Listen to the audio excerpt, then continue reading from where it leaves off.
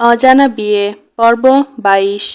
সকাল সকাল রায়না বেগম হাজির হয়েছে আয়াজের ফ্যাক্টরির সামনে। সাদা শাড়ি, হাতে কালো কোট। তাকে কোর্টে যেতে হবে। আয়াজ তীব্র এতক্ষণ ওনার জন্য অপেক্ষা করছিল। দেশের নাম্বার 1 লয়ার তার শাশুড়ি। আর টেনশন কিসের? রায়না এসে পুরো ফ্যাক্টরি পর্যবেক্ষণ করলো। ৫ আর ৪ তলা পুরোপুরি পুড়ে ছাই হয়ে গেছে। অস্তিত্ব মিশিয়ে দিয়েছে পুরো দেখা শেষে আয়াজের দিকে প্রশ্ন ছুড়ে বলল, সে যদি জানতো তুমি তার মেয়ের জামাই হও, কখনো তোমার রাজত্বে আঘাত করতো না। আমি মুখোমুখি হব ওর। আমার ভয় হচ্ছে আমার মেয়েকে নিয়ে। বিজনেসের দুনিয়ায় তোমরা একে অপরের শত্রু। শেষে না আমার মেয়েটার কোনো বিপদ হয়। আয়াজ রায়নার কথার প্রত্যুত্তরে বলল, আপনি চিন্তা করবেন না আম্মু, আরোহীর কিছু হবে না। কোনো বাপ নিশ্চয় তার মেয়ের ক্ষতি করবে না। অবশ্য জাওয়াদ রহমান ধরফরাচ্ছে আমার সঙ্গে দেখা করার জন্য। গত কয়েক বছর ওর মেয়ের সাথে দেখা করার জন্য জোর করছিল। আমি দূরে রেখেছি রিমঝিমকে। ওর বাবা যে কত জঘন্য মানুষ সেটা ও এখনও জানে না। দেখুন আম্মু, আমি চাচ্ছি না আমার বউ এসব জানুক। তার কোনো স্ট্রেস হোক। সামনে তার বোর্ড এক্সাম। ঠিক আছে, ও কোথায়? গাড়িতে ঘুমাচ্ছে। তাহলে তোমরা এখন বাড়ি ফিরে যাও, বাকিটা আমি হ্যান্ডেল করে নিব। রায়না কথা বলে কোর্টে চলে যান। অভি কিছুটা চিন্তিত হয়ে বলল, এই জাওয়াদের সঙ্গে আরোহীর কাহিনী কি? আয়াজ দীর্ঘশ্বাস ফেলে বলতে শুরু করলো, জাওয়াদ রহমান আরোহীর বাবা, রায়না বেগমের স্বামী। আমার শাশুড়ি আম্মু পালিয়ে বিয়ে করেছিলেন জাওয়াদকে। তারপর যখন আরোহী পেটে ছিল তখন জাওয়াদকে বিজনেসের কাজে বিদেশে যেতে হয়। সেখান থেকে ফিরে রায়নার সঙ্গে ভুল বোঝাবুঝি সৃষ্টি হয়। ফ্যাশন ডিজাইনের আড়ালে যে মাদক ব্যবসা শুরু করেছে সেটা ধরা পড়লে আম্মু আরোহীকে নিয়ে পালিয়ে চলে আসে। জাওয়াদ তখন অনেকবার যোগাযোগ করার চেষ্টা করেছে, কিন্তু আম্মু আরোহীকে দূরে রেখেছে। কত বড় মাদক ব্যবসায়ী, দেশের সব পুলিশ ওকে খুঁজছে। এখন খেলা আরও জমে উঠবে। সব শুনে অভি বলল, OMG, ভাবি তাহলে কিছুই জানে না? না, ওকে জানতে দেওয়া চলবে না। আমি সব হ্যান্ডেল করে নিব, তুই বাড়ি যা। তীব্র অভি চলে গেল।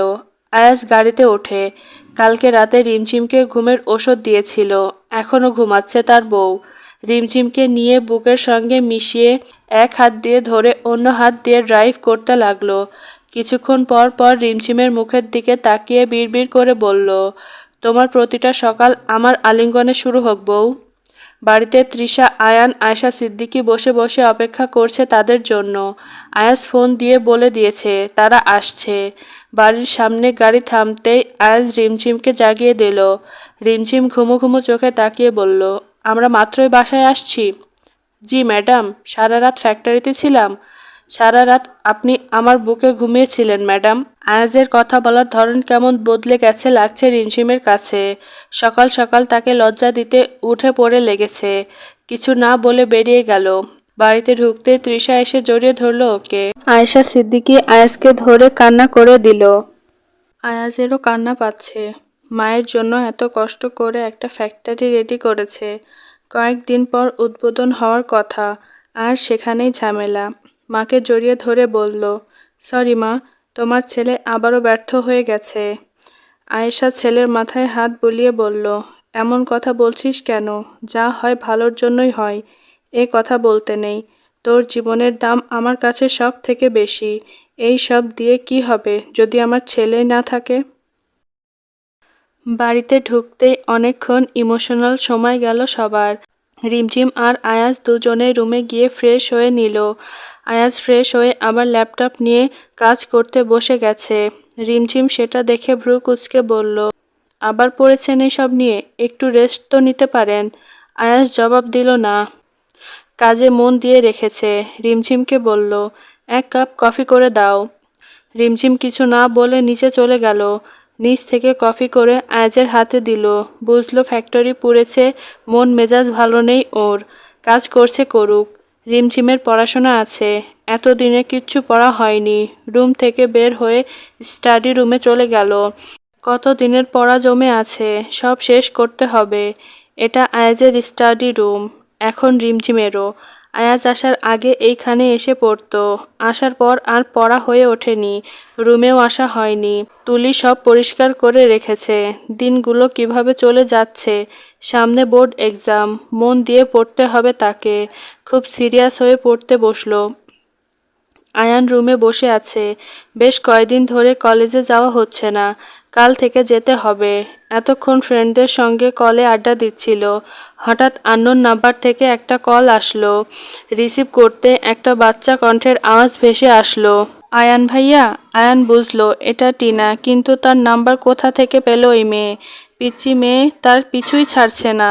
ভাবনার মাঝে টিনা আবারও বলল, এই হ্যালো। ভাইয়া, ভাবি কেমন আছে? তুমি যাওনি? ওরা কি বাসায় এসেছে? তুমি আমাকে দেখতে আসলে না কেন? এসেছে, রেস্ট নিচ্ছে, ঠিক আছে ওরা। আর তোমাকে কেন দেখতে যাব? তোমার পড়াশোনা নেই? আছে তো, কালকে আমার স্কুলের ফার্স্ট ডে, তুমি আমাকে দিয়ে আসবে। আয়ান ভ্রু কুঁচকালো। মেয়েটা সব কিছুতেই তাকে বাজাচ্ছে। শান্ত কণ্ঠে বলল, তোমার পাপা মাম্মি আপু কোথায়? ওরা আর তুমি কি এক? পিচ্চি মেয়ে, এত পাকনা কেন তুমি? যাও পড়তে বসো। তুমি নিয়ে যাবে না? হ্যাঁ বলো, তাহলে পড়তে বসবো, না হলে বসবো না। আয়ান পড়ল মহা মুশকিলে। দীর্ঘশ্বাস ফেলে বলল, হ্যাঁ নিয়ে যাব। Okay bye. লাস্টে টিনার কথা শুনে আয়ান আকাশ থেকে পড়ল। এই শালি এত পাকনা! আল্লাহ, বিদেশে বড় হয়েছে, এমন তো হবেই। তাই বলে তার সাথে? তার সমবয়সী হলে সেই ফ্লার্ট করত। পিচ্চি মেয়ে একটা, উফ কি জ্বালা। আয়ান বসে বসে আনমনে এসব ভাবছে। হঠাৎ আবার কল আসলো। দেখলো সামিয়া মাই জান লেখা।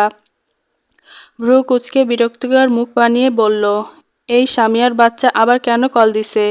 কল রিসিভ করে কানে দিয়েই বলল, কি সমস্যা? আয়ান, আমি রাগ করেছি, তাই বলে তুমি আমাকে মানাবা না? 1 সপ্তাহ ধরে তোমার ফোনের আশায় বসে আছি। কি রকম বয়ফ্রেন্ড তুমি? আয়ান এখনও যেন টিনার কথার মাঝে ডুবে আছে। সামিয়া অপর পাশ থেকে বকে যাচ্ছে ওকে। আয়ান এক সময় বিরক্ত হয়ে বলল, দেখ ভাই, তোর সাথে আমার হবে না এমনিতেও। তুই নিজে সন্দেহ করে ঝগড়া করে অফ গেছস গা, আমার কি দোষ? ব্রেকআপ, আর জীবনে ফোন টেক্সট কিছুই দিবি না। বলেই ফোন কেটে দিল। এত সময় নাই তার। মেয়েটার পাগলামি দেখে রিলেশনে যেতে রাজি হয়েছিল আয়ান, নিজের ইচ্ছার বিরুদ্ধে। শালার ঝগড়া ছাড়া কিছুই পারে না। রাগে ফোন একদম আছাড় মারল আয়ান।